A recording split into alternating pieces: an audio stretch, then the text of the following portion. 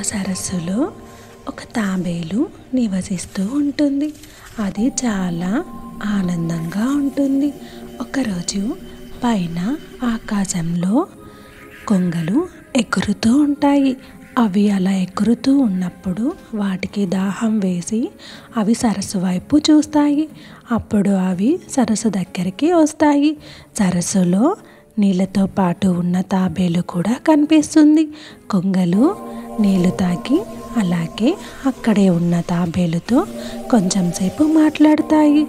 ఇవి మూడు చాలా మంచి స్నేహితులవుతాయి. ఇలా ప్రతిరోజు కొంగలు వచ్చి నీళ్లు తాగడం మరియు అక్కడే ఉన్న తాబేలుతో ముచ్చటించడం అలవాటైపోతుంది.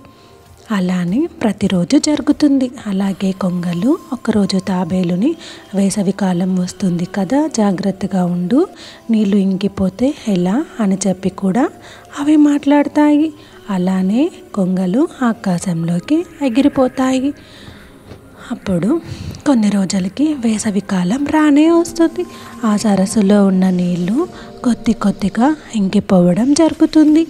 అలాగే కొన్ని రోజులకి సరస్సులో ఉన్న నీళ్ళు సగానికి పైగా ఇంకిపోతాయి. అలా మరికొన్ని రోజులకి ఆ సరస్సులో ఉన్న నీళ్ళు పూర్తిగా ఇంకిపోతాయి.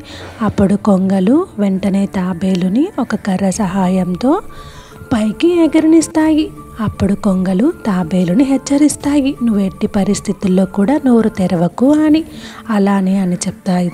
అప్పుడు కొంగలు తాబేలుని తీసుకొని వెళ్తూ ఉండగా కొంతమంది పిల్లలు ఆనందంతో తప్పట్లు కొడతారు. దానికి తాబేలు కూడా ఆనందంతో నోరు తెరుస్తుంది. అలా తెరవడంతో పట్టు వదిలి నేల మీద పడి చనిపోతుంది.